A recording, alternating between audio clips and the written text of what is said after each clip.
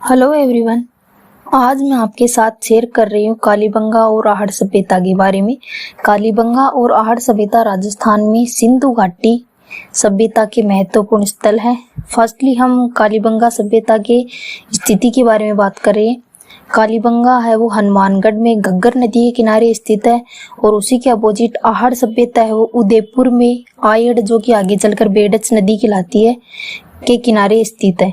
कालीबंगा सभ्यता के अन्य नाम है सिंधु घाटी सभ्यता की तीसरी राजधानी कहलाती है, जिसका अर्थ हम काली चूड़ियों के रूप में ले सकते हैं।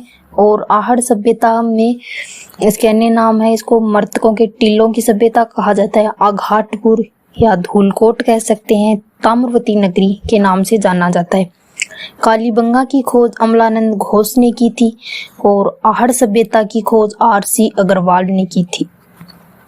उत्खनन की बात करें तो कालीबंगा सभ्यता की जो उत्खनन है वो BK थापर और BB लाल ने किया था और आहड़ सभ्यता का उत्खनन है वो अक्षय कीर्ति व्यास, RC अग्रवाल, VN मिश्र, HD सांकलिया ने किया था। अब हम कृषि की बात करें तो कालीबंगा में जो कृषि है वो उसमें दो फसलें एक साथ होती थी, गेहूं और जौ, और उनके जो खेत है वो दक्षिण पूर्व दिशा में होते थे। और आहड़ सभ्यता में मुख्यतः गेहूं, ज्वार व चावल की खेती की जाती थी। और हम निर्माण की दृष्टि से देखें तो कालीबंगा में कच्ची ईंटें, अलंकृत ईंटें और सड़क निर्माण में पक्की ईंटों का प्रयोग है, जिसमें समकोण पर काटती हुई सड़कें मिली है। और आहड़ सभ्यता में निर्माण की बात करें तो धूप में सुखाई गई ईंटों और पत्थरों का प्रयोग है। नींवों में जो मकानों की जो उनके नींव है उनमें क्वार्ट्ज जो एक पत्थर आता है के टुकड़े एवं चिप्स के निर्माण के साक्ष्य प्राप्त हुए हैं। कालीबंगा सभ्यता में बात करें स्वाधान की तो कालीबंगा में युग्मित स्वाधान का साक्ष्य मिला है। और आहड़ सभ्यता में शवों को, जो शव होते हैं उनको आभूषणों के साथ दफनाने के साक्ष्य मिले हैं। और मर्द भांडों की बात करें तो कालीबंगा में लाल मर्द भांड मिले हैं, जिन पर काले व लाल रंग का ज्यामितीय अलंकरण किया गया है। और आहड़ सभ्यता में अगर मर्द भांड की बात करें तो काल व लाल मर्द भांड मिले हैं, जिन्हें गोरे या कोट भी कहते हैं।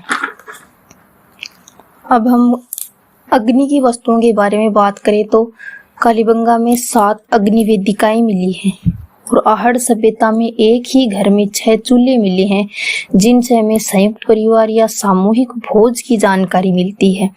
और हम मुहरों या मुद्रा बोल सकते हैं, उनकी बात करें तो हमें कालीबंगा से बेलनाकार मुहर प्राप्त हुई है और आहड़ सभ्यता से यूनानी मुद्रा जिस पर अपोलो का चित्र बना हुआ है वह मिला है।